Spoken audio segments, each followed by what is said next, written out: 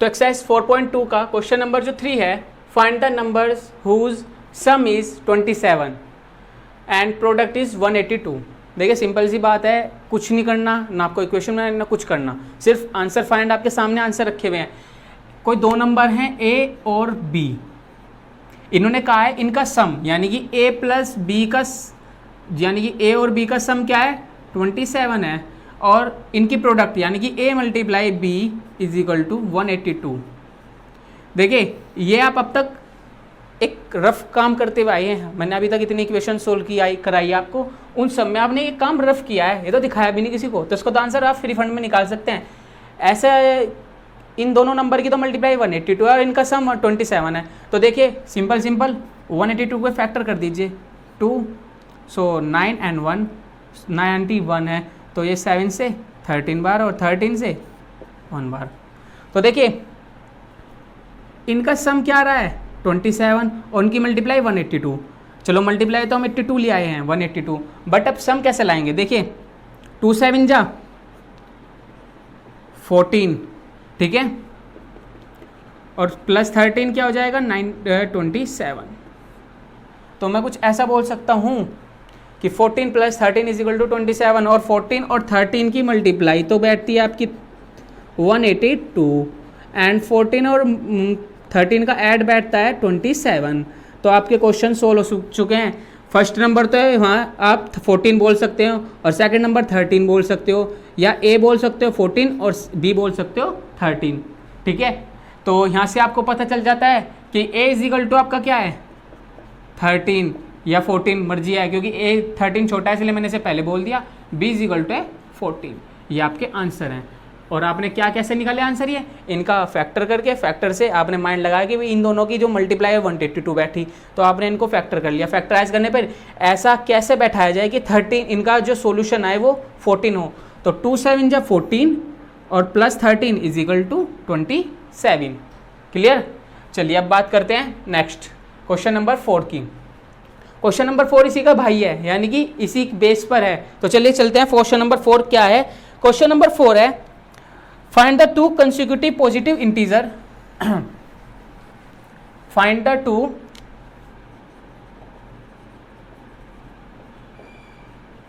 consecutive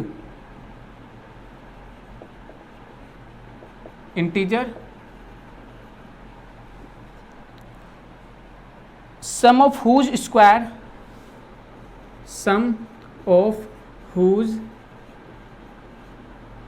squares is 365।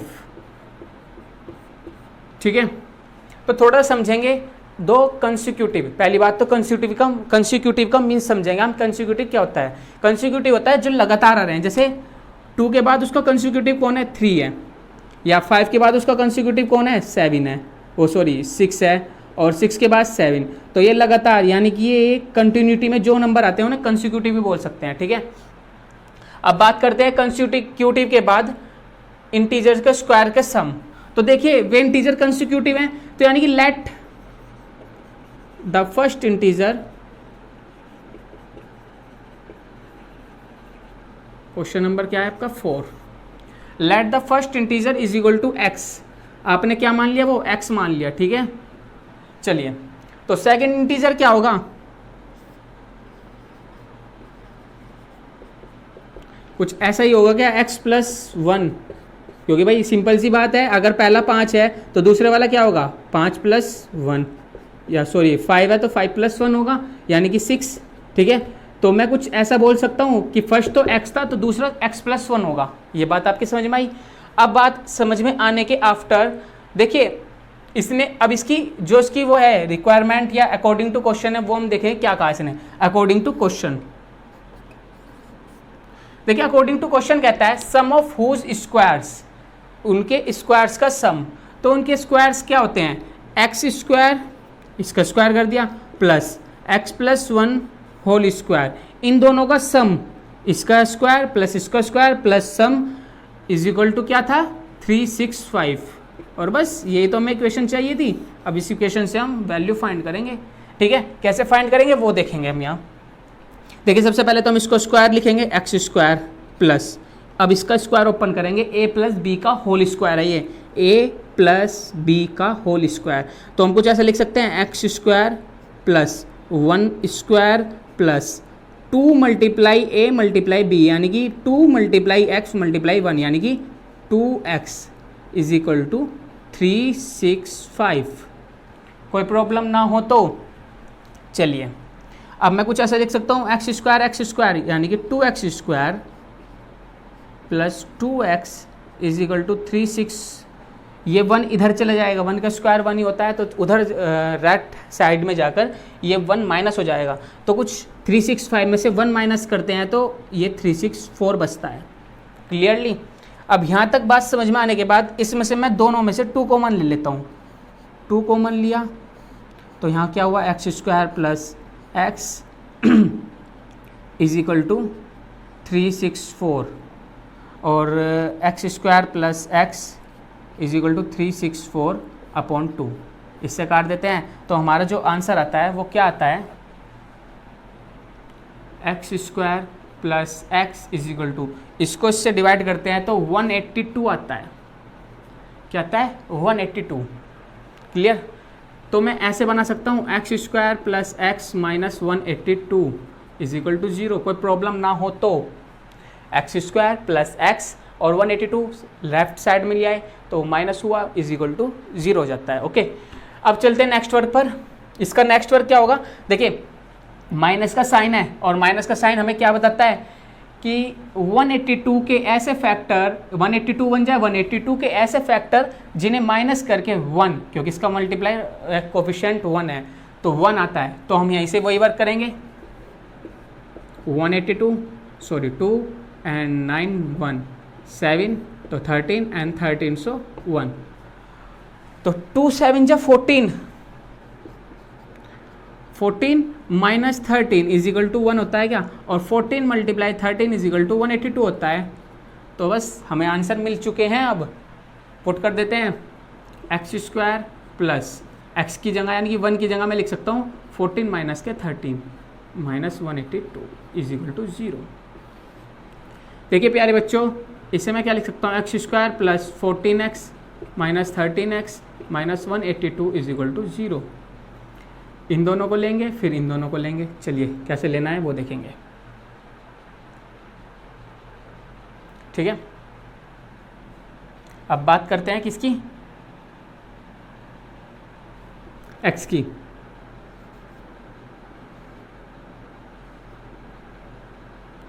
Plus x है ना यहाँ,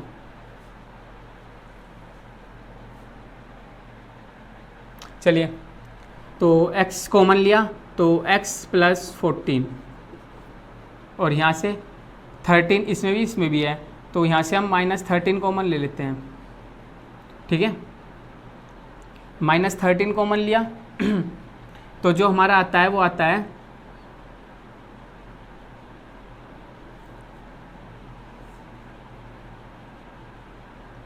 x माइनस 14 प्लस 14, तो x माइनस 13 और x plus 14 is equal to 0। So students देखिए यहाँ क्या बन जाता है, x minus 13 is equal to 0 और x plus 14 is equal to 0। ठीक है, तो x इज इक्वल टू क्या आता है आपका 13 और x इज इक्वल टू आता है माइनस 14। अब समझिए बात को, इसने क्या बोला था क्वेश्चन में, 2 कंसेक्यूटिव पॉजिटिव इंटीजर बोला था, पॉजिटिव इंटीजर। तो देखिए प्यारे बच्चों, x तो आ गया आपका 13, ठीक है, पॉजिटिव वाला लेना है हमें, तो पॉजिटिव के लिए हम इसको कैंसिल कर देंगे, सिर्फ हम पॉजिटिव वाला लेंगे। ठीक है, अब जब हमारा x इजिकल टू 13 आ जाता है तो हमारा फर्स्ट नंबर क्या था, ये था x यानी कि 13 और दूसरा x प्लस 1 यानी कि 13 प्लस 1, तो x प्लस 1 हो जाता है हमारा 13 प्लस 1 इज इक्वल टू 14। तो यानी कि जो हमारा सेकंड इंटीजर था वो हमारा 14 था और फर्स्ट इंटीजर हमारा 13 था। ठीक है, तो इस क्वेश्चन को एक बार और समझ लीजिए, क्या कहा इसने, find the 2 consecutive integer. Consecutive का मीन्स मैंने बताया था, चलो नेक्स्ट आने वाला नंबर होता है उसे हम कंसेक्यूटिव से डिनोट कर देते हैं। Sum of whose square is 365, square किया तो हमने फर्स्ट इंटीजर तो x लेफ्ट कर लिया था और second integer x plus 1 left किया था। According to question X square plus X plus 1 whole square is equal to 365 है। हमने यहाँ सोल्व किया, सोल्व करते करते इक्वेशन आई X square plus x is equal to 182। अब 182 लेफ्ट साइड में लाके उधर हम 0 ले आए, तो हमने इसको सोल्व किया इक्वेशन को जैसे हम पहले क्वेश्चन में करते थे। इसके पहले फैक्टर्स किए और फैक्टर से वो अकॉर्डिंग बिठाया कि इसका जो इसने कहा वो सेटिस्फाई हो जाए, यानी कि 14 multiply 3 is equal to 182 and 14 minus 13 is equal to आपको हो जाता है 1। सो यहाँ से आता है x minus 13 x plus 14, but इन्होंने क्वेश्चन में पहले ही बोल दिया था कि पॉजिटिव इंटीजर आने चाहिए, पॉजिटिव इंटीजर, तो हमने माइनस 14 को कैंसिल कर दिया, भाई तू रहने दे, तेरे बस की नहीं है बात। किसको रहने दिया? 13 को, क्योंकि 13 क्या है? प्लस है। अब जब 13 प्लस है तो x तो हमारा 13 आ जाता है और x प्लस 1 हमारा 14 आ जाता है, तो दो इंटीजर कौन थे? 13 एंड 14। ओके, तो चलिए क्वेश्चन नंबर जो 5 है वो पढ़ते हैं। A altitude of a right triangle is 7 centimetre less than its base. Okay, if the hypotenuse is 13 centimetre find the other two side. देखिए आपको एक बात पता है छोटी सी, क्या पता है कि ये आपका एक राइट ट्राइंगल है, क्योंकि इसमें 90 डिग्री का एंगल होता है, इसलिए हमने इसे राइट ट्राइंगल बोल देते हैं, ये बात कॉमन है। अब ये से क्या बोलते हैं? बेस, और इसे बोलते हैं एल्टीट्यूड ऑफ राइट एंगल, या आप इसे ठीक है राइट एंगल भी बोल सकते हैं, इसे हाइपोटेनस बोलते हैं। अब बात करते हैं हम किसकी, कि जो राइट होता है ये बेस है, ये हाइट है। इसने कहा कि जो इसका हाइपोटेनस है वो हमें मिला हुआ है 13 सेंटीमीटर, और फिर कहा जो इसका right triangle is 37 centimetre less than its base, जो बेस है वो हमने x मान लिया। ओके, और ये कहा कि इसका जो ये वाला एल्टीट्यूड है वो बेस से 7 सेंटीमीटर लेस देन, यानी कि 7 सेंटीमीटर कम है। तो मैं क्या ये बोल सकता हूँ? x माइनस 7, क्योंकि अगर बेस x सेंटीमीटर है तो इसका ये x माइनस 7 होगा। या आप एक बात खुद समझिए, अगर मैं कहूँ कि 20 है तो ये क्या होगा? x माइनस 7 के 13 हो जाएगा। ठीक है, तो इस चीज़ को समझिए और फिर जब सोचिए।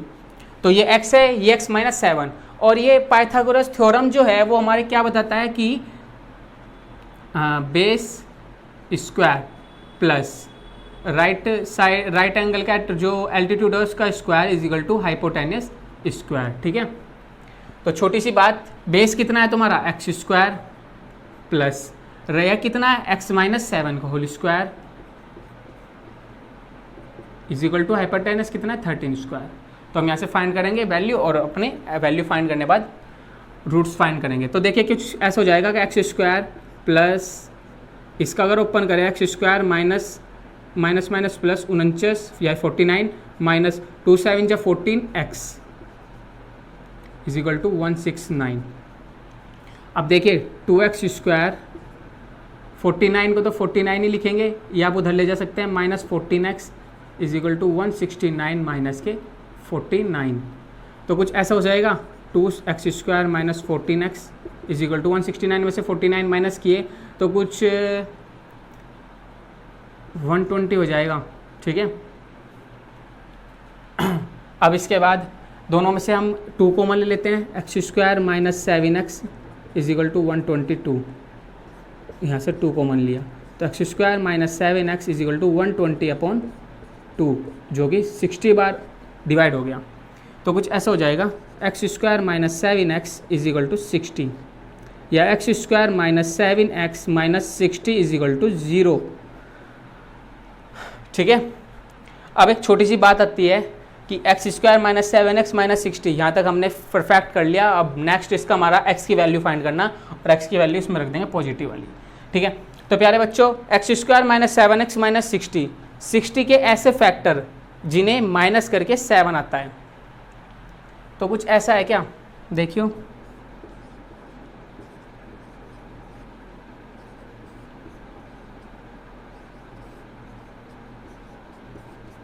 कुछ ऐसा बैठ जाएगा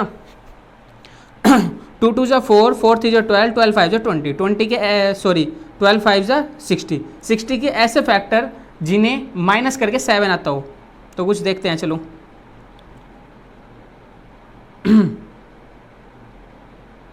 2 2 जा 4 4 3 जा 12, 12 माइनस 5 इज इक्वल टू 7, मिल गया आंसर। यानी कि आप क्या लिख सकते हैं, 12 multiply 5 is equal to 60 and 12 minus 5 is equal to 7। बस यही आपको आंसर है। ये आपको पता होना चाहिए ये कैसे फाइंड होता है। जब तक आप इसे फाइंड नहीं करेंगे क्वाड्रेटिक इक्वेशन आपके सिर के ऊपर हो जाएगी, और सिर पे के ऊपर को जाने का मतलब है कुछ ना आना। तो इसलिए ये बहुत ही मोस्ट इंपॉर्टेंट है। जब तक इसे आप फाइंड करना नहीं सीखेंगे आप क्वाड्रेटिक इक्वेशन को छेड़ ही नहीं सकते, आपसे सोल्व ही नहीं होगी कभी भी। तो इसलिए ये मोस्ट है, इसे आप सीखना पड़ेगा कि आपको ये जो सबसे आपके लिए हार्ड पड़ता है वो बैठता है ये सिस्टम, कैसे अंदाज़ा लगाएं, अंदाज़ा कैसे लगाएं कि ये आए आपके पास, ये सीखना आपको मेन। ठीक है, तो चलिए करते हैं, कैसे करेंगे। तो मैं कुछ ऐसा लिख लूँ, x square minus 7x minus 60 is equal to 0 को x square minus 12 minus 5x minus 60 is equal to 0। तो प्यारे बच्चों x square minus 12x minus minus plus 5x minus 60 is equal to 0। कुछ यहाँ से x कॉमन ले लूँ, x minus 12, यहाँ से भी x 5 है दोनों के पास कॉमन, तो प्लस 5 लेता हूँ, तो x माइनस 12। ठीक है, तो प्यारे बच्चों x plus 5 is equal to 0 and x plus 5 and x minus 12 is equal to 0। तो अब यहाँ से देखते हैं x is equal to minus 5 and x is equal to 12।